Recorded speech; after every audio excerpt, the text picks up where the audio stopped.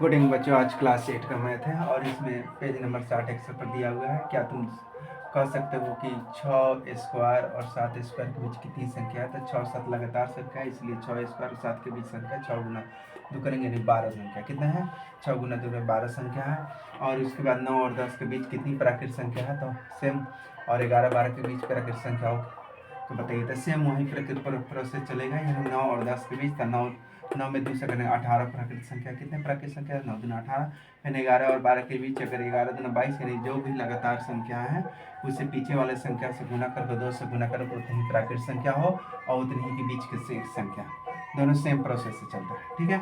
इसको दिमाग में भर लो, यही इसका प्रक्रिया है। दूसरा है कि निम्नलिखित संख्याओं में से विविध संख्या, यानी संख्या बताइए जो वर्ग संख्या नहीं है, जो वर्ग नहीं है। और मान लीजिए सेम वही चलता है। सेम क्या होगा? ये सेम वही प्रक्रिया के 100 और 200 और 101 का 100 गुना 200, यानी कि इतनी प्रक्रिया, यानी कि 100 गुना 200, यानी कि जो वर्ग नहीं है। तो सेम तीनों सवाल जो है एक जैसे हैं, लेकिन सवाल उसमें पूछने का तरीका अलग अलग। पूछने का तरीका क्या है? अलग अलग है, लेकिन बनाने का तरीका सेम है। बनाने का तरीका सेम है, लेकिन पूछने का तरीका अलग अलग है। एक पूछ रहा है कि बीज संख्या है, एक पूछ रहा है प्राकृत संख्या, और तीसरा नंबर सवाल पूछ रहा है कि बताइए इसे वर्ग है या नहीं। देखो, सवाल प्रोसेस एक ही है, लेकिन बनाने का तरीका अलग अलग है। अब देखो, मान लीजिए 100 और 100 है, तो मान लीजिए 100 में 200 गुना कर 200 संख्या है, यानी 100 में 200 संख्या है जो वर्ग नहीं है। 200 संख्या सही में वर्ग नहीं है। और 90 और 90 गुना 180 भी संख्या क्या है? वर्ग नहीं है। अगर 1000 और इतना के बीच क्या, मान लीजिए 1000 गुना 2000, 2000 भी वर्ग नहीं है।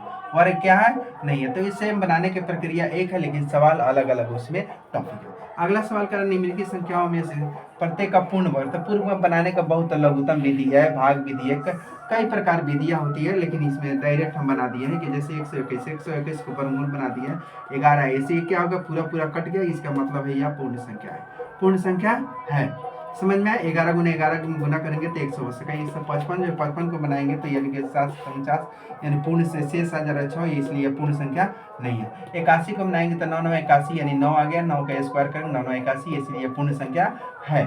49 को बनाएंगे 7 7 49, यानी पूर्ण संख्या है। तो उसके बाद क्या है? यानी तुम्हारा 69 को बनाएंगे तो 8 रहे 64, यानी पूर्ण संख्या नहीं है।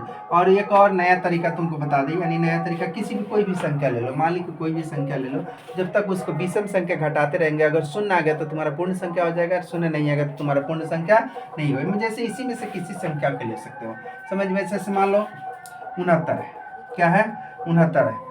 तो भले 49 से जैसे प्राकृत संख्या क्या, यानी कि विषम प्राकृत संख्या 1 घटा देंगे क्या? 48। और 1 के बाद कितना आता है? 3 घटा देंगे तो कितना आएगा?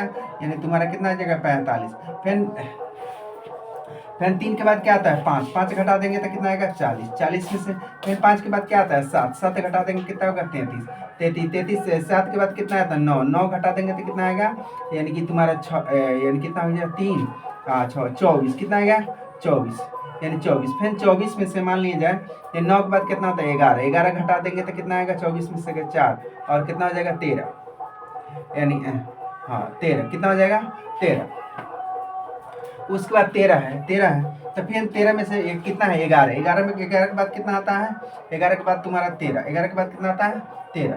तो 11 के बाद 13 घटाएंगे तो कितना आएगा? 0 आ गया। अगर 0 आ गया तो तुम्हारा क्या हो गया? यह प्राकृत संख्या है, ये भले वर्ग है। क्या है? वर्ग है।